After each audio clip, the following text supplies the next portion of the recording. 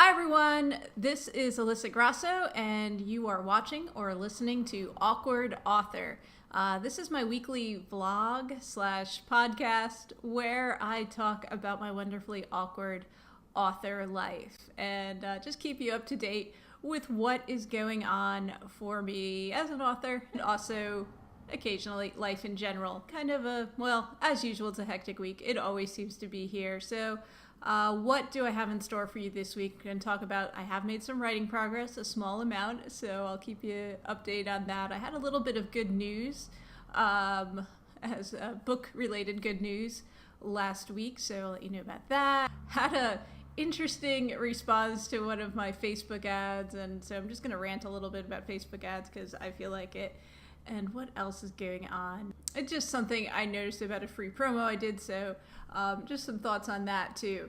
But first up, writing progress. So as I said, I've been working on a novella, really just started it. At this point, I'm now at 9,000 words on it, roughly. I think ultimately it should be about 40,000 words, maybe even a little less than that, but probably not going to be much more than that. And the idea with this is to put this out there probably just before I put out the thriller novel that I'm working on. And so this thriller novella, I'm going to use it as a reader magnet to help build up my mailing list for thriller fans, because I've never put out a thriller before. And I will have it as a freebie for people who sign up for a mailing list. And then I'll also put it out wide as a 99-cent, I think, ebook. I think that's the plan. I was thinking I wasn't going to do a print edition because it's just like a novella, but it's like, why not? It doesn't really cost anything to do a print edition when you're using print on demand. And, you know, there are some people that do just prefer print books, so I'll probably do that as well.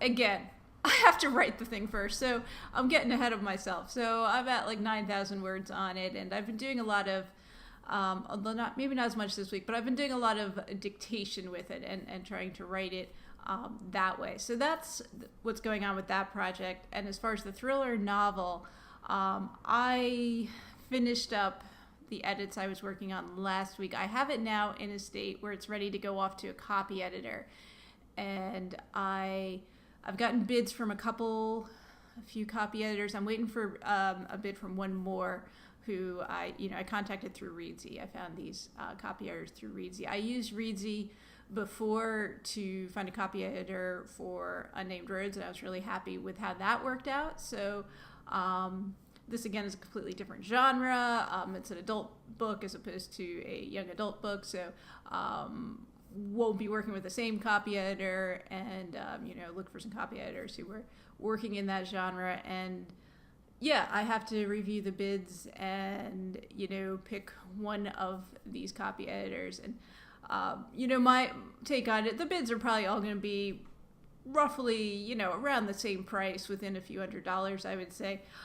So yeah, I don't think the price is going to be the determining factor so much as which seems to be the best fit. And it's hard to say, of course, until you're actually working with the editor. But yeah, I have to review it a little bit more, and obviously wait for that other bid to come in, and then make a decision on that. So maybe by the time I talk to you next week, I'll be moving ahead with that. And that's going to be I gave a deadline way far out because I don't want to scare these copy editors away from the book, and B, I don't need anything right away. Like I said, I want to get that novella out first, so that is a priority before I even get Girl Most Likely to Succeed, which is my thriller novel, out there. Yeah, so that's really it as far as writing and editing progress, I guess. Not much else going on. Really haven't gotten that much done, I guess, is what I should say. But I feel like I'm moving forward. Any step forward is good. The good news that I got last week, which is a small amount of good news. I mean, it's not like, ooh, exciting. It's not like I got a movie deal or anything like that. But last week I got an email from someone at Barnes & Noble, someone who's involved with the Barnes & Noble Press, which used to be Nook Press. So that is Barnes & Noble self-publishing arm. So if you publish your ebook with Barnes & Noble, or you could do print with Barnes & Noble too, if you're not using like an aggregator, if you do directly, which is what I did, then you're using Barnes & Noble Press. Again, it used to be Nook Press, now it's Barnes & Noble Press. So I guess something they do regularly is put out a list of the books that they've selected. They are using, Barnes & Noble Press. It's called Barnes & Noble Press Presents, and this is like their hand-picked selection of books. And anyway, so they sent me an email, and they had picked Unnamed Roads for the June-July Barnes & Noble Press Presents list, which is awesome. And I am just so thankful and grateful, and I do hope it leads to some sales. Yeah, I'm just very honored, and I'm a little bit also like flabbergasted, like how did this happen? It's the list, I think it had 60 books on it, so it's a decent number of books, but it's got some big name authors on it. I mean, if you are familiar with self-publishing or publishing at all, I mean, you know who Bella Andre is, you know who Adam Croft is, you know who CJ Lyons is, and like they're on this list. Like there's all these like big name authors on this list, and then there's my book. Like I don't know what I'm doing on the list. I don't know how they found my book. Honestly, guys, from my author income report, before at least I received this notification, I don't think I had sold a single copy of Unnamed Roads on Barnes & Noble. No, not a single ebook, that's for sure. I do have the print copy available on Barnes & Noble, through expanded distribution, because I use CreateSpace to publish that and enabled expanded distribution for that. So I'm trying to think. I don't even think before this I had even sold a print copy, though, of that book through expanded distribution. So, yeah. I mean, it's awesome, but also like a little mystifying, like how this happened. I'm not really sure, but I'm thankful. And I'm also wondering, like, does whoever makes these picks, do I know someone there? Like, I've been in this business for a little while, somebody from like a publisher that I worked with before, or I used to sell books for a book distributor. I've done book signings at a lot of Barnes & Noble. So somebody I know like wound up in the position of picking the Barnes & Noble Press Presents list, and they picked my book. That would be awesome. And thank you if that's what happened. And anyway, maybe it's just picked on merit, but I really don't even know how they found it. So that's just me. I think it's awesome, and I'm very thankful. And again, hopefully it leads to some sales. We shall see. It's kind of too soon to tell on that. But yeah, that's a cool little thing that happened. And yeah, you just never know in this business, and any business, but publishing in general, especially nowadays, it's a bit unpredictable. Something I discovered this week, I get Google alerts for my name. And so if you are an author, or really in any business, it's a good idea to set up some Google alerts for your name. Now, if you have a really common name, it means you're going to get alerts that aren't relevant to you.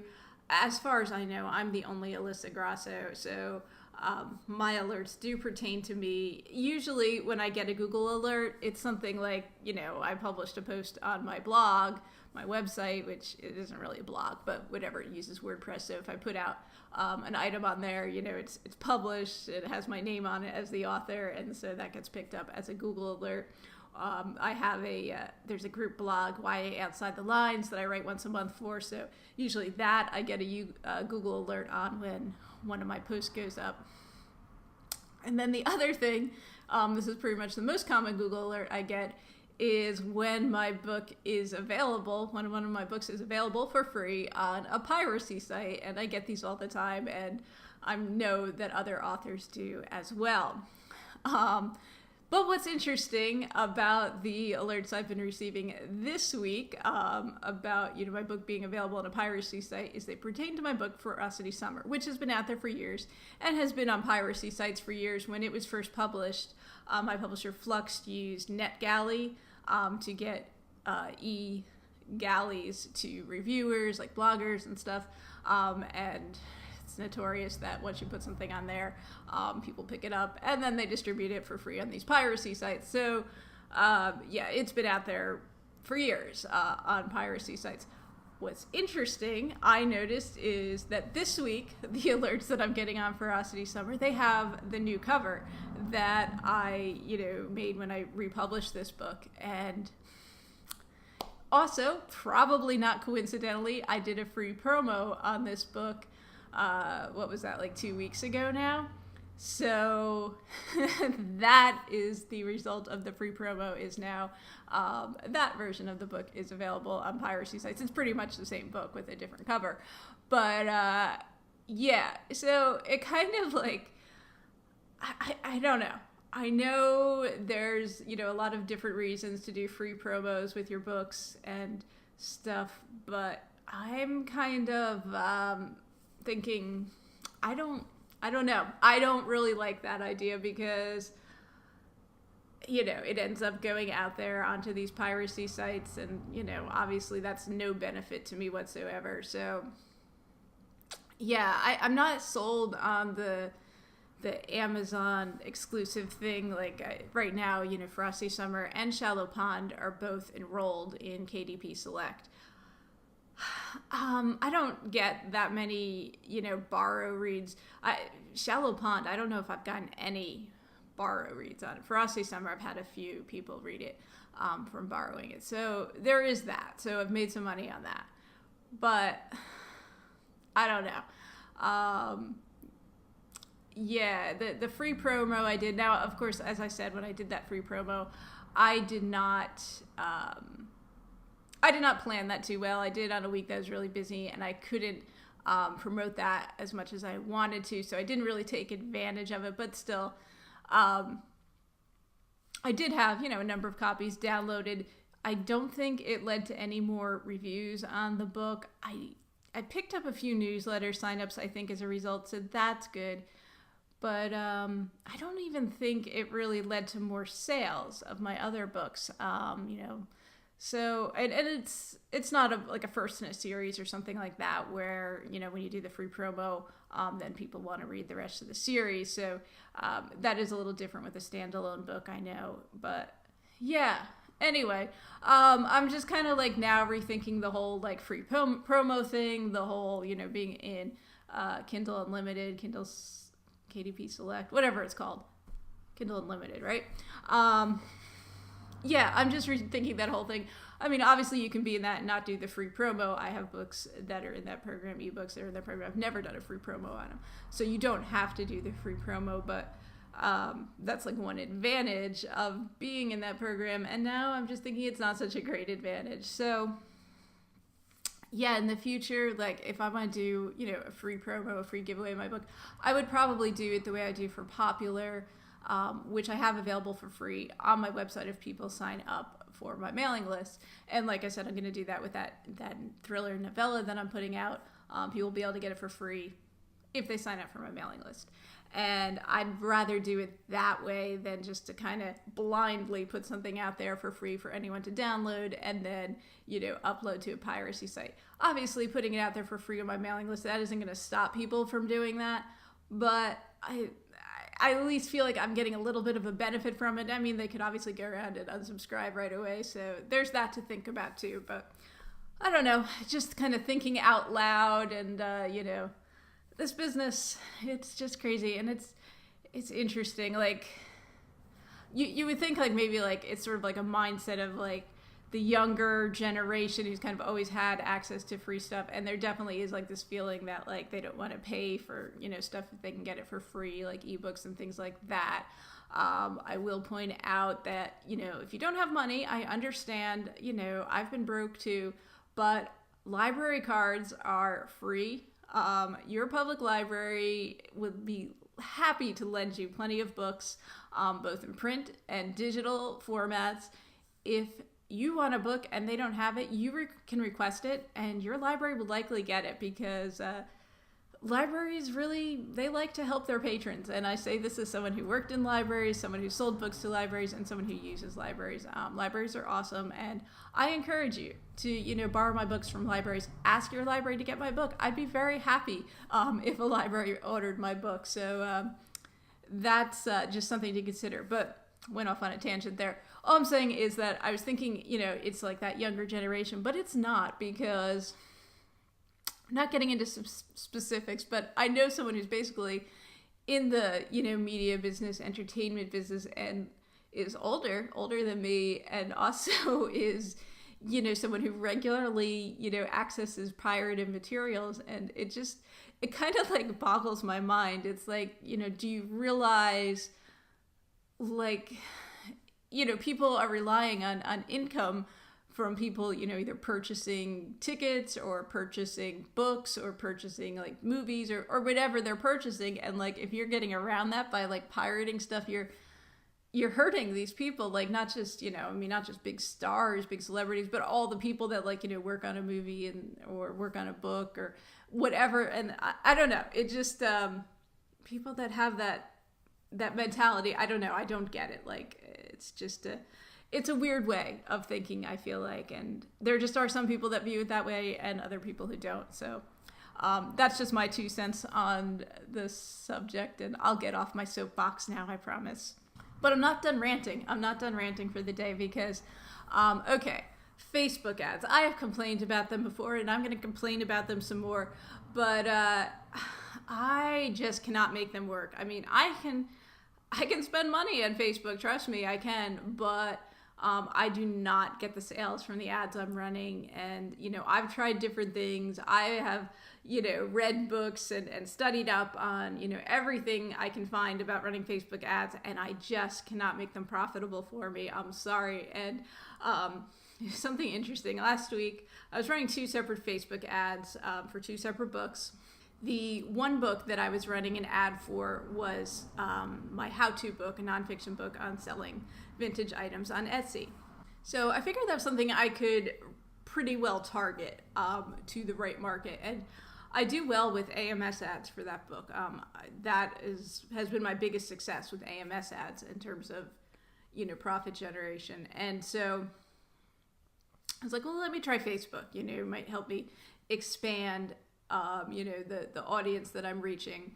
And so I created an ad, and I'll just, without showing you the ad, I mean, the image featured the book, it was clearly a book, with a background. And then the headline and the text all made it very clear that this was, about a book about selling on Etsy. Okay, I just wanted to put that disclaimer out there. I wasn't trying to trick people with like a vague ad or, a vague picture. Like, it was pretty clear what this ad was about. And so with Facebook, because like when you put an ad out there, it's kind of like putting a post out there so people can comment on it. And so I got a comment the other day on this ad, and it was from someone who said, "This ad is dumb." The word ad being spelled wrong, ADD. This ad is dumb. The ad is, again, spelled wrong, so this wasn't just a typo, is for a book. And that was the whole comment. And I was like, what?